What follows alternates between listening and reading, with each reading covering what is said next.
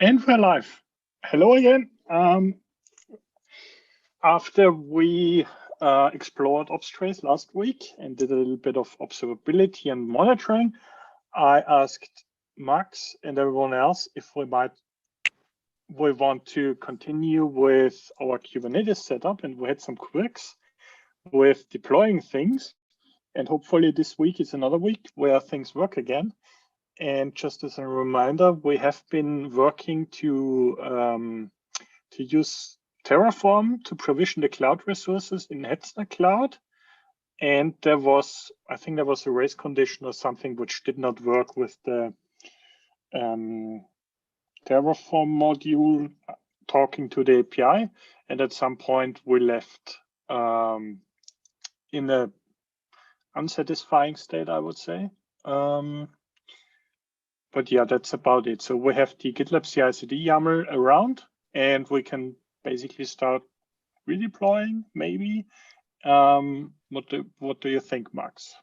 Yeah, we as an attempt to fix it, we added this parallelism 1. I would just just remove this and commit it. And oh no, you don't even have to commit anything. We just can go to GitLab. Because we only triggered with the web interface anyway. Well, let's see, here's K3S demo.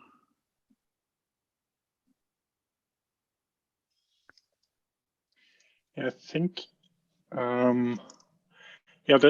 we tried to figure out whether it's concurrent with a request or a rate limited thing or something else, but it looked like a maintenance window, or maybe we've hit a bug.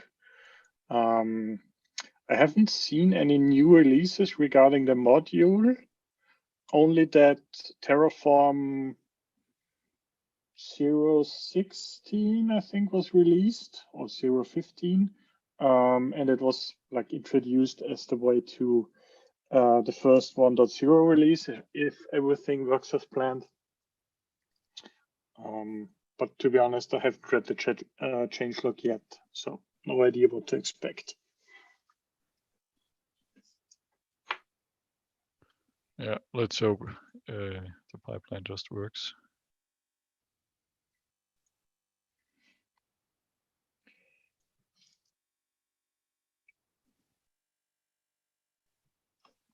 It's probably, yeah, I think I wanted to create a new XKCD 303 excuse, not just like something is down, but the pipeline is running.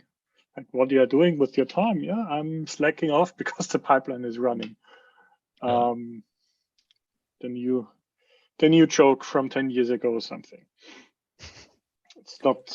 My personal approach to that is anymore. Sorry. Go ahead. My personal approach to that is every time I'm waiting on the pipeline, I work on making the pipeline faster. That indeed.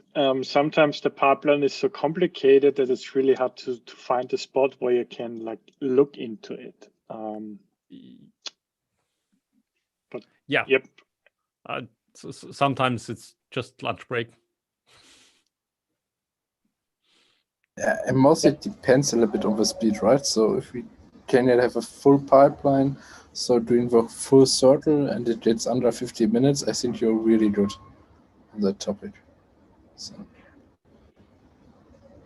Yeah, mostly I think we should increase the speed when we would use our own runners. Definitely, yes. It's the first easy fix. I'm open of doing that. The thing is, if it's not needed urgently, it puts probably another 1 hour or 2 hours of installing it and updating it and maintaining it. So could totally do it on the other side. I was thinking of another thing we do at GitLab, for example, for like monorepos where you have different use cases to fulfill, have some sort of detection in your pipeline, whether you're deploying, for example, only the blog on the website, or do a full deployment, or just, I think there are checks for the GitLab as a project, whether the front-end components are actually affected.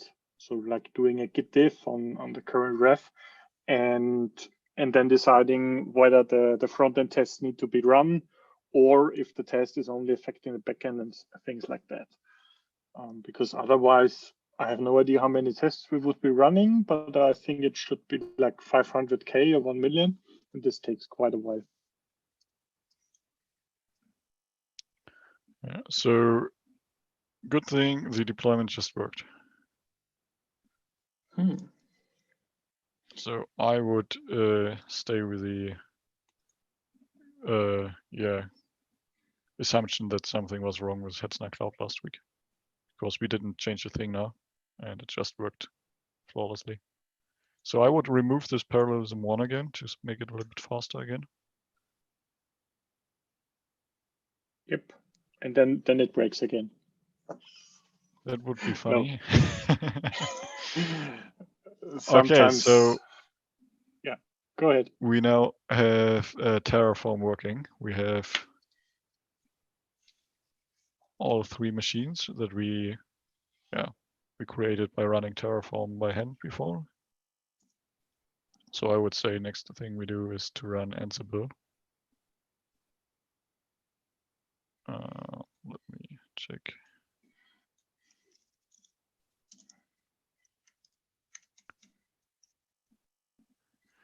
So I'm using a similar setup for my personal Kubernetes cluster, and there I also use Ansible. And one thing with Ansible is that it's a Python tool, and you need to install all the Python dependencies to run it, which takes a little bit of time.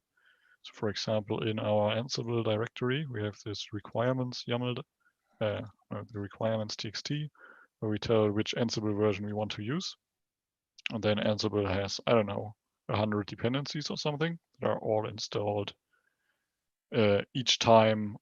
Or if we run this in a GitLab runner, we will install those dependencies every time, which is not nice looking at the runtime of the CI job.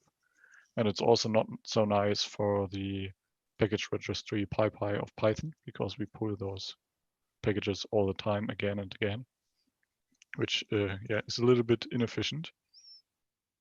So one thing we could do to speed up our pipeline there is to build ourselves a base image we want to use to run our Ansible tests. And yeah, maybe let's try this. It'll take a moment. This will be done with molecule, right? No. No? Okay. No, I think molecule is to test Ansible roles, right? Sure. Yeah. Okay, wrong thinking. I just want to build an Ansible image. We still have, I don't know in which stage do we want to put it. Doesn't really fit into test. Can run it, I don't know, on Ansible prep. Looks good.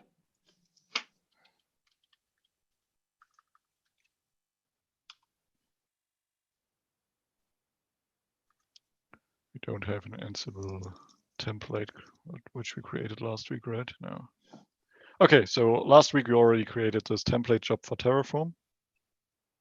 Maybe let's do something similar for Ansible. Let's put it up here, so we have all our base jobs at one place.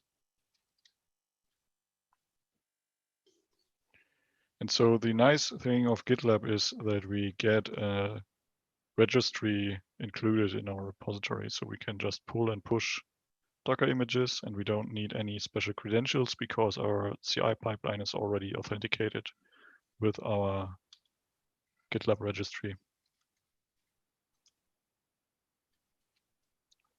So there's this environment variable which is provided by the GitLab environment already. So we just add a name and a tag, and for now we just go with latest. So each time we will just break all the rules and use a latest image. We can gladly iterate over this later and add versioning to it. Or can you use at least stable or something like that? That would be also fine. Okay, yeah. Let's call it stable. Oh, now the fun is gone. Yeah, and so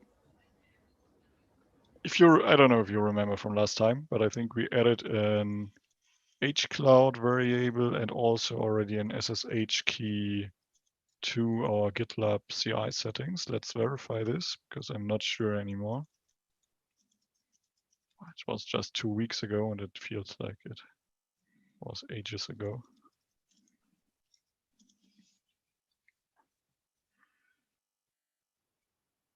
Yeah, I think 2 weeks ago we only really touched base with Terraform. Yeah, but we added those variables. Yeah, I think I did this before last time to not paste this in the stream. But we have a private key in here, and we have the hcloud token in here. So in our before script, we have to do a little bit of a workaround because if we look back here, the SSH key is used as a file. And SSH doesn't like it if your private key is public readable. And so it will not use this then. So let's just take away all the permissions for the group and other accounts from this file. So we can actually use this key. And also let's switch into the subdirectory Ansible because it's the directory we have all our stuff in for Ansible. Also something we need in all our Ansible jobs are some variables. The hcloud token, which in hindsight we could have just called hcloud token in uppercase already in the GitLab CI settings, or you can also refer to our lowercase variable here.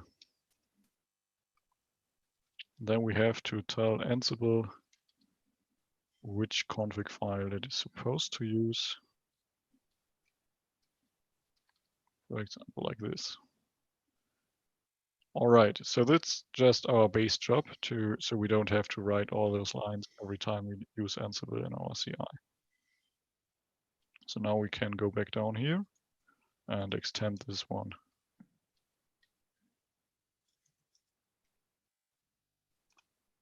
So,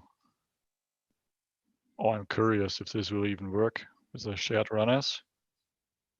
I guess we have to look it up a little bit, what we can do. If we can use some text to use a shared runner that allows us to use Docker in Docker, we will see. Because I personally run this in those Hetzner autoscaling runners we looked into a while ago, and those just work with Docker. And I suspect that this will not work out of the box with GitLab runners. If anyone knows how to use Docker in shared GitLab runners, please let me know. This should work. Okay. If you're specifying the image and the service which should be running.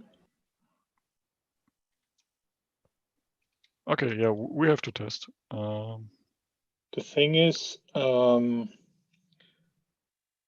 there are pre-built templates available if you want to use Docker in Docker. Let me see, because I've been creating a pull request around this as well for updating it for the main branch. And I might have an example in a test playground repository, which you can just copy paste or somehow copy paste. If you can access the chat, here's a CI YAML, which I've been testing for the merge request for, I think, 14.0.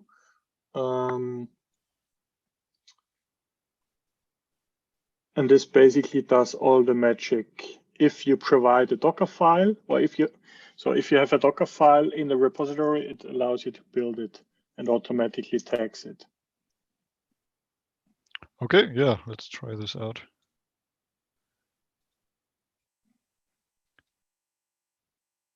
So you don't need to duplicate the logic with the Ansible base image. I don't know if the stage is correct, but I think we don't have a build stage. And all the entire logic of building the base, using the base image of Ansible should be done in a Docker file. Yeah. You don't need to modify the script. This is basically wrapping or detecting which branch it is on, and then doing the build stuff and tagging. Because previously this has been 2 jobs, and we thought about making it compatible with either main or master branch, so making it like using the default branch name, and also combining it into one script job or one job. Because okay, so if we push to the main branch, then it will tag a main image. So then we should use. It will be tagging the latest tag. No, it's fine if you use latest. What we used Ansible stable before. Yeah, you should be using latest, I think. But looking at this, I would expect it to. Oh no! It will. The commit ref start will use the branch name or the tag if you specify this with the tag. And Slug will also replace dots with dashes and so on. So it's like that's DNS transform. Yeah, but that should contain main then, right? If you push to the main branch. No, it will automatically. If we push in the default branch? Is the default branch main or master currently? Main.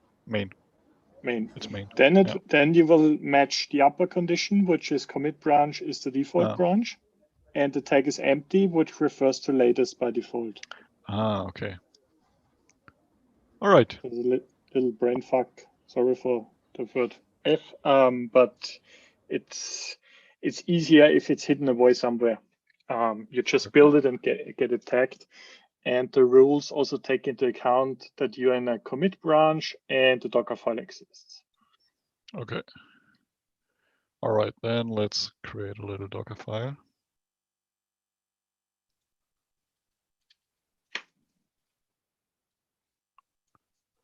And we can build this from Python. And I'm just copying the version number here. I think it's the latest version. And in the Python image, you usually work in over here. And what we want to copy is our requirements txt and our requirements YAML file.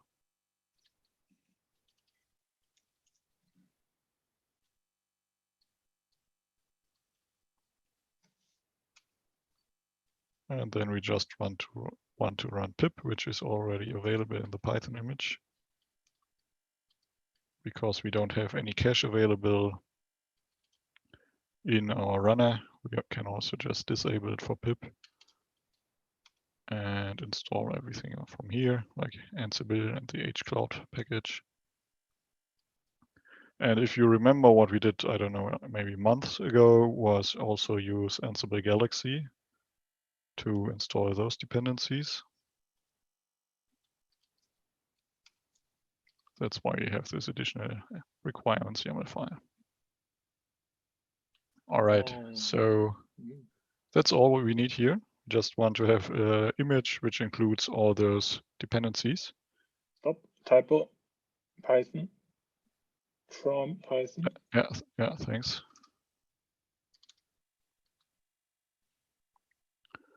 All right, and one thing we can do here is in our rules. We already have this one rule. I think we can add here, right, changes, because we only want to do this for some specific files. Because if we do it each time, then the joke is on us, because then we don't reduce our amounts of installing Python dependencies. But if we do it only if there's stuff changed in, we can also remove this one because we don't have this, but only if we change the Docker file, the requirements txt, or the requirements YAML file, only then we want to build this new image. Otherwise, we just want to use the existing one. We could also, instead of using changes in the GitLab CI, we could also leverage the Docker build cache, mostly for that case. Okay. Would be also an option. So how would you approach this? You can say during Docker build, you can say Docker build -- cache from, and before you pull in the latest image and use this latest image as cache, so then the Docker caching will also hit. Ah, okay. Yeah, that's also a nice approach. Let's try it with changes. I'd like to see that. Okay. If we can also And try these the changes other. are a little bit faster because then the evaluation goes before that, and otherwise with the Docker cache approach, it will be run every time. It takes at least 2 or 3 seconds, something like that, but then you would waste 2 or 3 seconds of something like that. Yeah, so maybe let's try if the CI job will build our image at all. So I'm thinking maybe for now we move this stage to the beginning so we don't have to wait for Terraform to see if this works.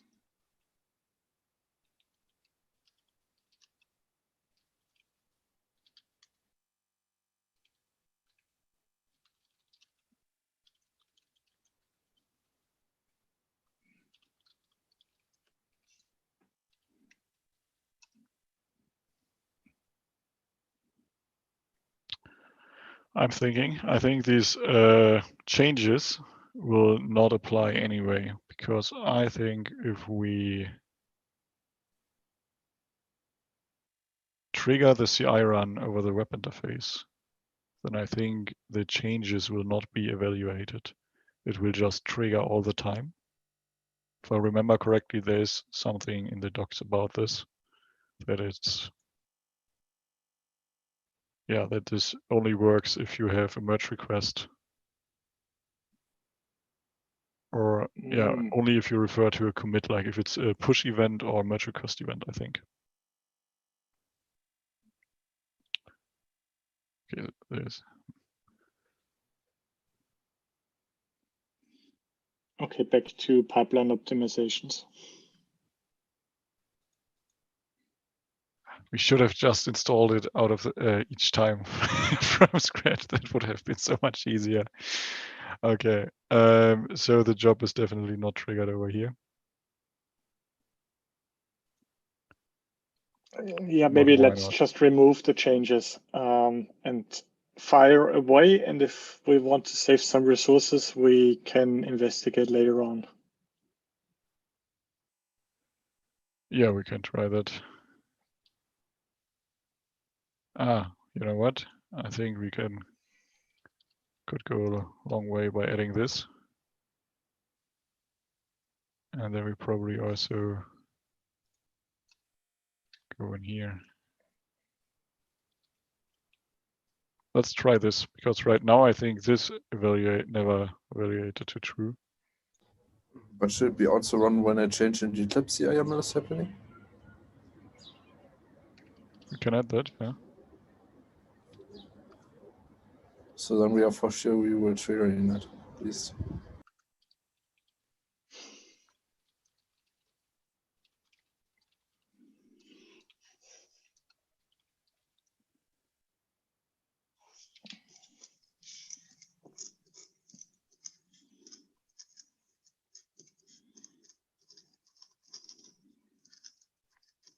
Too bad that Mike Lagner is not here, because he's really interested in advanced CI config.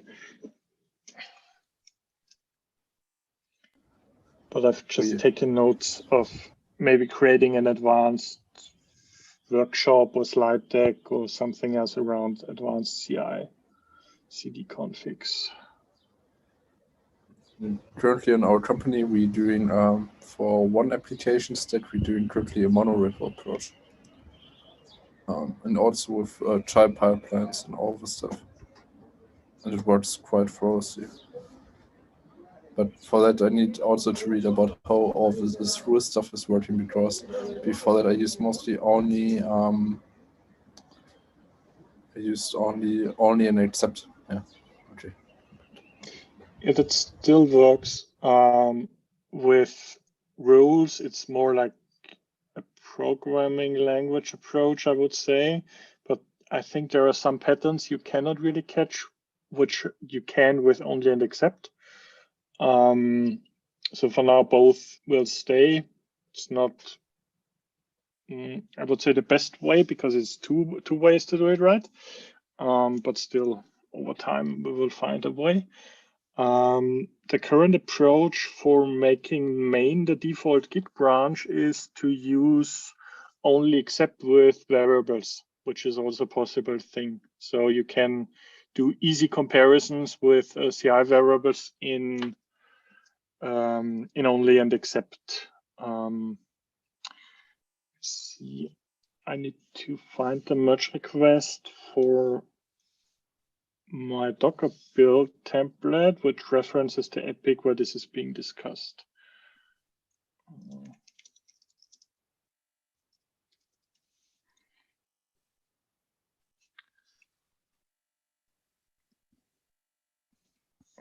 I have too many to-dos. Ah, there he is.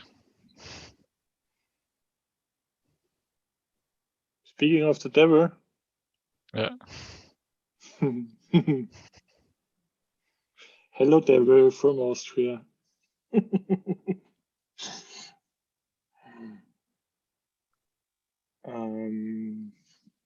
No sound. Yeah, we just talked about you, or I talked about you being interested in Listen advanced to the live stream. The magic CI/CD stuff. Let's see. I see Python. Yeah, and as we can already see it, or it takes almost 3 minutes and isn't finished. That's why I usually prefer to do this once in the base image and then only update it for changes, because it speeds up the CI quite well. I've pasted a link in the Zoom chat, which is the merge request for the Docker CI template build. And there is, we discussed that. Just looking for the issue, which I will be solving.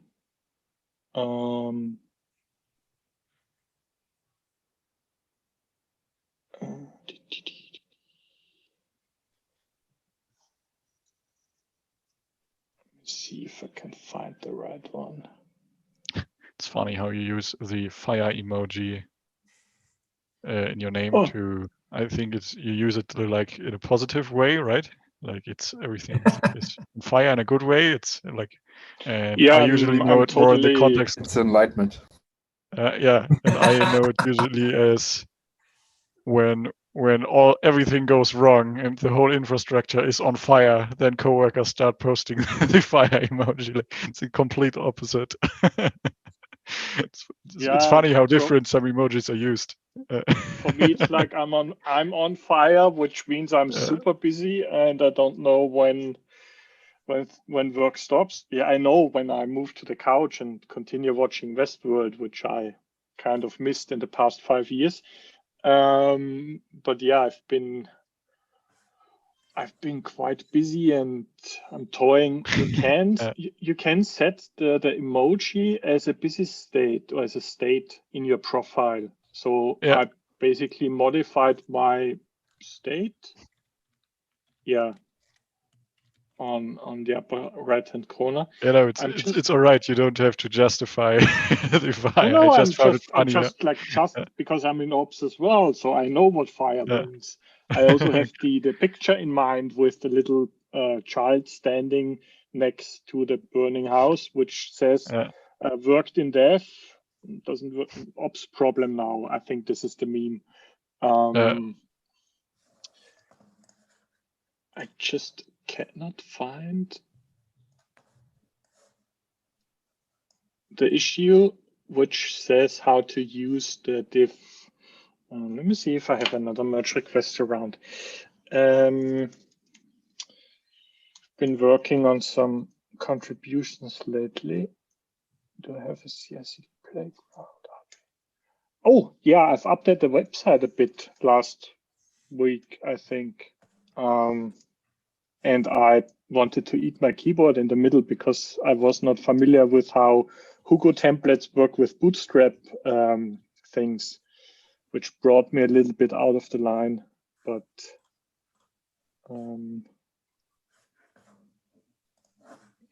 see, not Hugo. Okay. So we can see the Ansible job is finished after 5.5 minutes, but the good thing is it seemed to work. Can also look in our container registry here in GitLab, and we can see,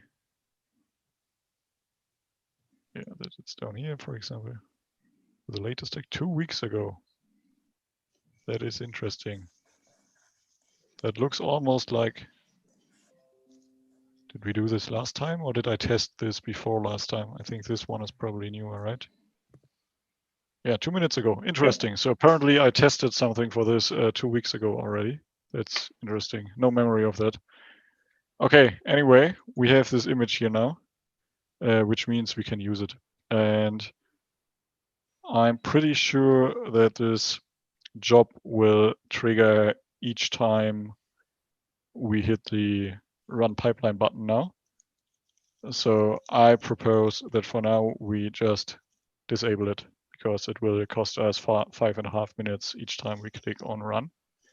And then at a later state, when we change our pipeline a little bit to run for each push, for example, then we add this again, because then it makes more sense to have it in there and to only run it for the appropriate changes. Now for the little bit more interesting part, we can actually do what we want to do is our Ansible div and our Ansible apply, right? Very similar to what we did in Terraform. And there we can now extend our base Ansible job. And if we look up again, our Ansible base job is using the image we just built latest. So hopefully Ansible will just work very fast in there. And we do this in our Ansible div stage. And very similar down here, we extend it, use Ansible, and do it in Ansible. Did we just call it Ansible or Ansible apply? Let's check. Just called it Ansible, okay. You can also rename it and break things. Oh no, enough stuff broke last time. Well, so one thing I'm doing is, and this is like the programmatic approach of my head, is to use either template or without the vocals, so TMPL as a name, so I can easily identify that this is like can be used as a template. You mean in the in this name? Yeah, the extends. So extends okay. Means it's a template. Import me. I would, yeah, in my world I would rename extends to import, but different story. Kind of used to what we've designed with Singer 2 in the DSL. So yeah, if the configuration doesn't tell you by the keyword what it does, I tend to name objects and job names in a way that I can immediately see what it does. Yeah, makes sense. So we want to run our Ansible playbook, and we want to use our existing SSH key because we know that this key has access to all our machines because this is the same key we deploy with Terraform. And I think, yeah, it's called main YAML is our playbook. And yeah, in the div, we can completely skip the kube config jobs. And we run it in check mode. And I think it's also like div. I don't think we need the div because if I remember correctly, we added this in our Ansible configuration. But yeah, over here we already said always display a div. That's nice. And why we skip the kubeconfig tag is because in this row we pull the kubeconfig to our local host, fix the host names in it, and this way have a working kubeconfig to talk to our deployed cluster. But in this stage, we neither need this kubeconfig yet, nor do we have it, because there is no cluster deployed. So let's just remove it here. And yeah, there we can also use, yeah, we could add some rules to only run this if something changes in the Ansible directory, but I think we don't need this for now. Let's just continue with our apply step to keep things a little bit easier. All right. We can copy almost the same thing. Not this one. But this one. All right, but we just don't run it in check mode because we really want to apply this. So that's for our two Ansible diff and apply. And last time we already added this kubeconfig step. We are going to use it again. Well, now we are going to use it because last time we just applied it.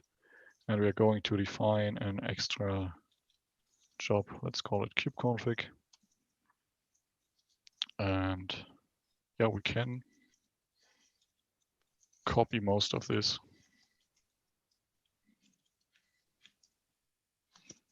So, but instead of skip tags, we now run tags kubeconfig. So the only thing we do here is to run the jobs of this role. And one additionally thing we do, because in check, I think we did this in our inventory or somewhere. Yeah, we set this that on our local machine, we want the Ansible private key over here. No, I'm just confused. A second, in our role, we used this kubeconfig role, and there we had a default variable where we defined this path to where we want to store this kubeconfig file. And in the CI pipeline, we don't want to store it there. We want to store it somewhere else where we can use it as an artifact. Let me check. I have some notes or some template from last time.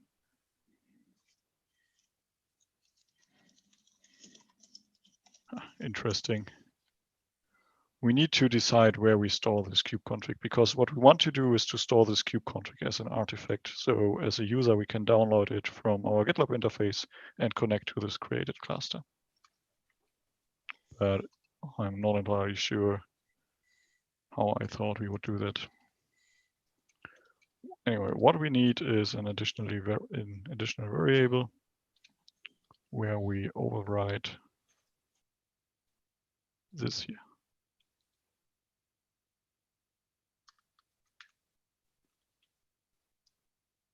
And yeah, maybe we can figure out together what we put there. And so we want to define an artifact. We can, for example, let's call it kubeconfig because that's what we upload. Yeah, and we can expire this really soon because we don't need to keep this kubeconfig for a long time. I don't know, 2 days.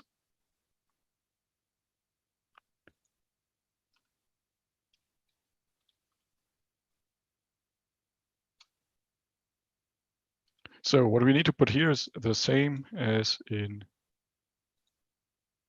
what we put here.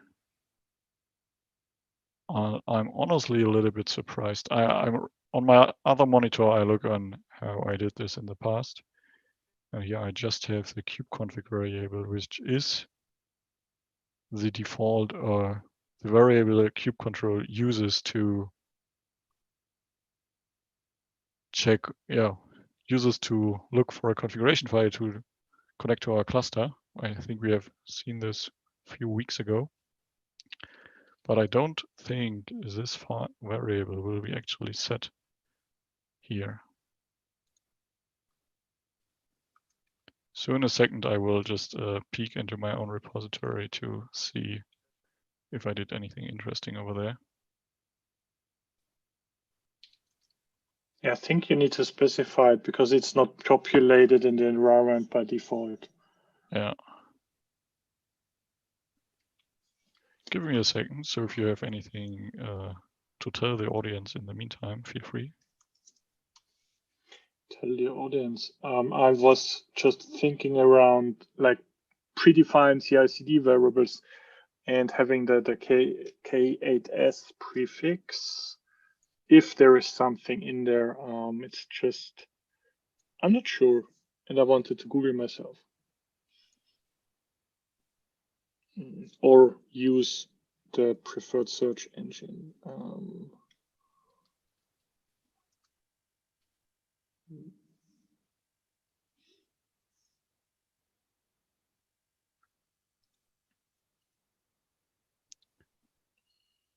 Okay. Now I figured out what I did in the past. Let's scroll up. Did we already define variables on a global level? I don't think we did. Doesn't look like it. So what we can do in GitLab CI, besides all those beautiful jobs, we can define global variables. And there we will set our kubeconfig variable. That's what I was looking for.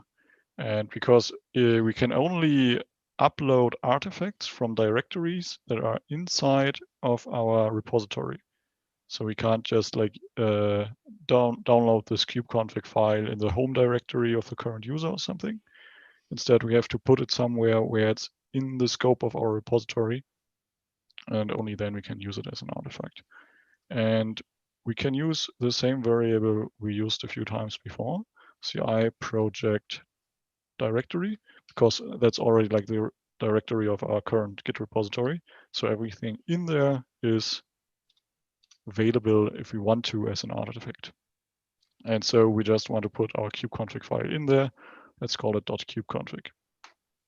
And what happens down here in our kubeconfig job, which I probably like which is a little bit confusing because I was thinking about it while talking, so that might not have been obvious. But what we tell Ansible here is to override this variable with the content of this variable.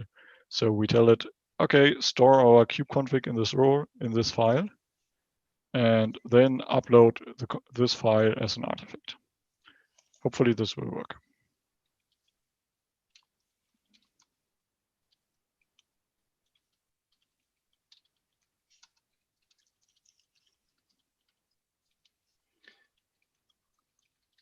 I just did a little research. If we would be using a GitLab managed Kubernetes cluster, we would have the kubeconfig and other variables being populated by default.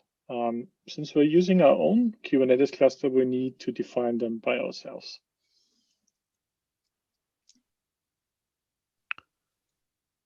All right, then let's trigger a new CI job.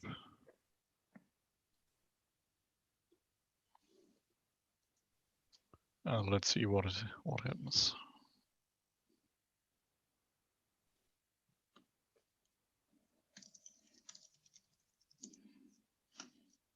Okay, so we messed up a little bit here in the end because the kubeconfig job should not run at the same time as the Ansible apply job, because at this point in time there is no kubeconfig file yet. You can just cancel the whole pipeline. And let's not use stage Ansible, but stage kubeconfig down here. Then we should be fine.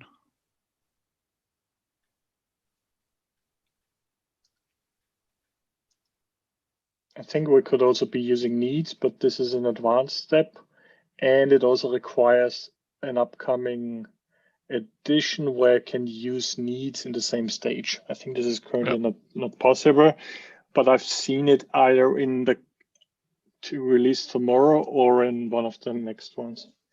Yeah, but that would be nice if it works, because I tried to do this in the past and then I found out that it only works if the job was in a previous stage.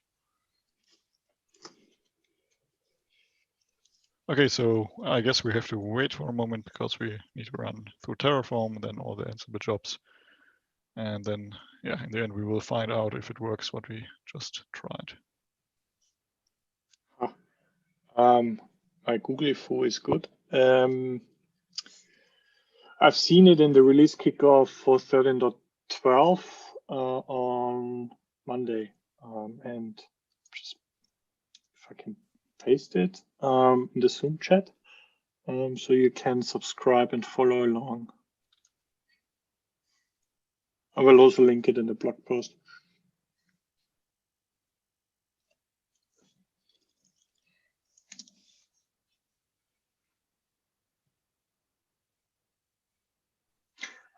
I don't know about the technical specifics in general, but I think it should be solving what we are wanting or what we are waiting for. Yeah, I'm not even sure if we would really want it. I mean, it's nice. We could define a stage, call it Ansible, and put all Ansible jobs in there, right? On the other hand, those stages show us the order in which it will be executed. So, I mean, it makes the graph a little bit wide. I think otherwise, for our use case, it doesn't make so much sense. But if we would be creating, for example, the same environment all over, so like provisioning 3 different Kubernetes clusters, for instance, or deploying something which is faster for like you're deploying bare metal, you're deploying the cloud, and you're deploying a dev environment or something else. And then you could like use a more asynchronous approach to that. But for us, we are like dependent on the stages and one after the other, and we cannot really speed it up.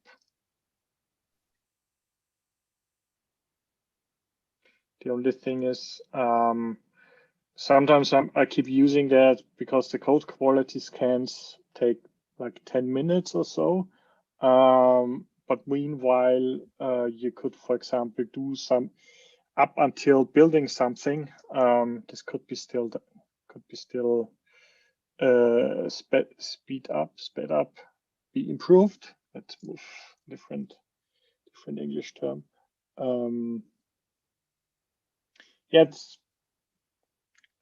I think going first without an asynchronous approach is always better because you can fix the performance in a refactor anyways. Iteration. Yeah. Now looking why it doesn't work. We didn't override the default variable, right? It's tilde slash sh j3 still on privacy.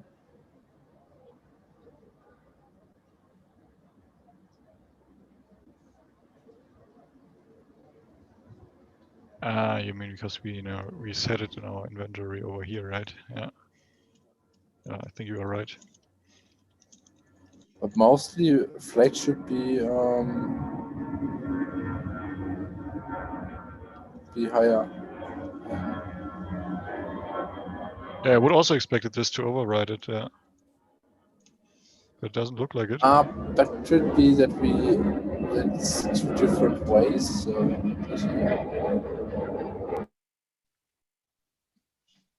Still an aeroplane in the background, Niklas? there was an aeroplane. I forgot to but yeah, I'm currently sitting near the airport. Stalking on Zoom. No problem. In Wattenscheid we have a lot of airplanes mostly.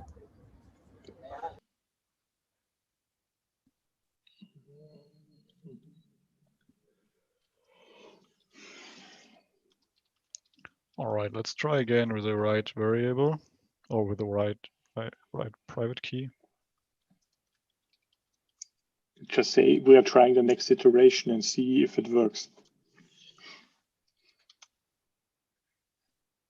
Or we could use the fire emoji in the context of it burns. Yeah, that's true. The problem is I would love to use more emojis, but some are not supported yet.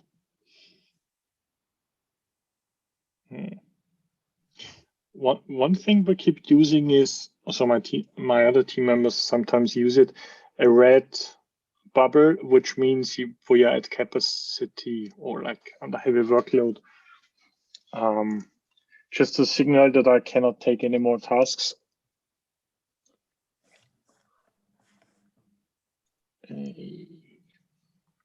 Yeah, playing around. I think, yeah, you can. There is also a new busy state since a few versions where you can just say, "Hey, I'm busy," and never respond to anything. No, just kidding. We're here, busy.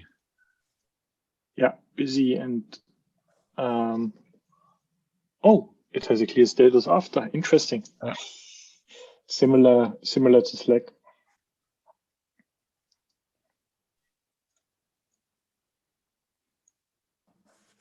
No, I don't know where it shows it now, but we can talk it over. The reason I was late today is I'm writing a blog post around using JQ and JSON, and I've also found a way to use the API endpoint for CI linting or for linting a YAML configuration from the CLI. And I wrote a Git hook for it on Monday, and the blog post is about to be published. Then I need to do a recording for the Gitpod Community Day next week. Then I have a DockerCon talk, I have an SLOconf talk, I have some talks coming up, and May's kind of busy. But I was thinking of maybe trying Obstrace ourselves, or maybe on a different side, continue with the Prometheus operator we've been talking about for a while. Or use exploring Tanker and JSON net. I try to remember who has experience with that, except for the Grafana friends. Because I think half a year ago or something we touched that topic.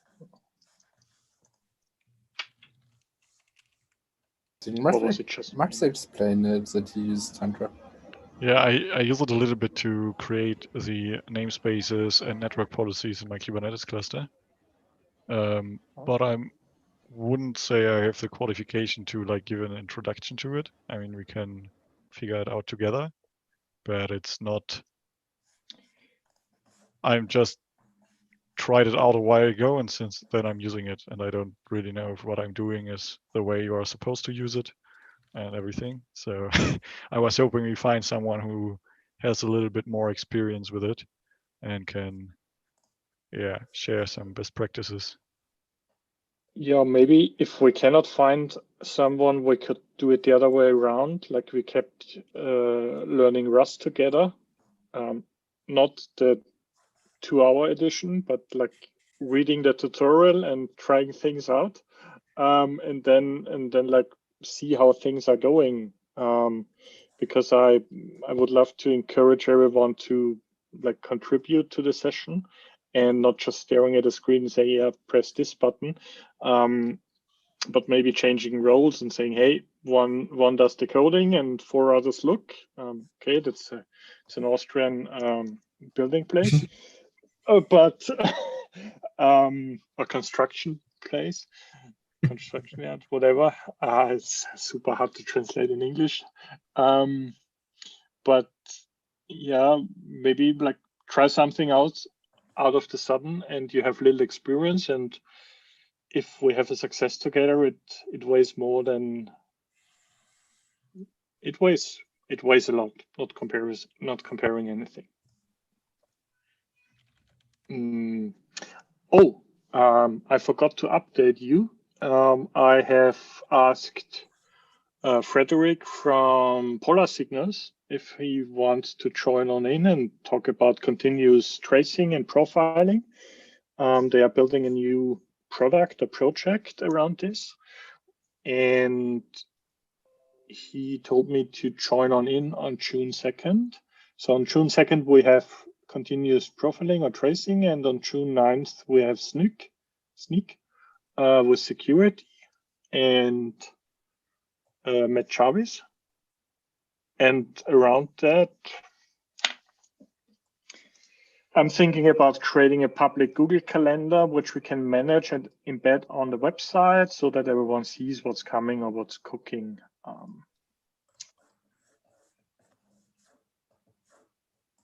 And maybe like first come, first serve, propose a topic for 1 week, and then we do it and have it more in a visual way.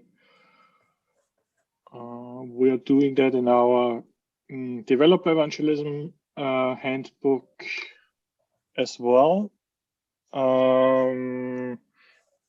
Just to share it really quickly. Just cannot type today. We have a team calendar in our handbook. Where is the URL?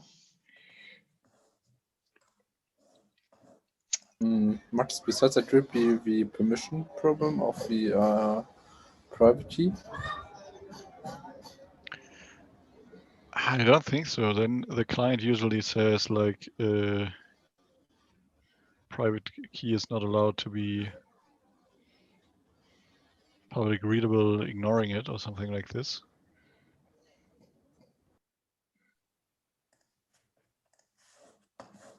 I already checked in the past. I had an issue where whether you have a new line at the end of the variable or not. But That's it doesn't look like. Why you should use base 64 encoding for that. Yes, but then I have to decode it in the CI, so it's. Yeah, but that's not a problem. Base 64 is a basic package. Yeah, but yeah. Sorry to interrupt. Can you just quickly open the URL I sent in the Zoom chat? Because I also figured that tomorrow is release day, so it's release evangelism day. It should be going down, or it removed the team calendar anchor, which is a little bit at the bottom. Oh, just really at the bottom. Team calendar. Yeah, we kind of populated that, and I think the reminder. Oh yeah, and on Friday there's a session around GitLab commit. So if you want to provide your story, I would encourage you to just talk about this setup, for example, or what we've been learning in the past, or some other experiences you might want to share. And on Friday there's a session hosted by John on creating a good talk, help with the storyline, coaching, and other things, which I would recommend to attend. Yep. And if you speak German, next week is the German Virtual Connect Day at GitLab, and I will be talking about pipeline efficiency. And I still need to update the slide deck. But yeah, ThankYouCon is upcoming in Europe. SLOConf. And in June, there is the CDCon, where Brandon and I are giving a talk. Yep, that's about it. And I'm thinking about using the same, not the same calendar, but similar approach of creating our own team calendar. I just need to figure out how this works with permissions and such, because I cannot share the Zoom URL in public. So this needs to be a separate invite, but for the topics and for the ideas collection, we can totally use a public calendar.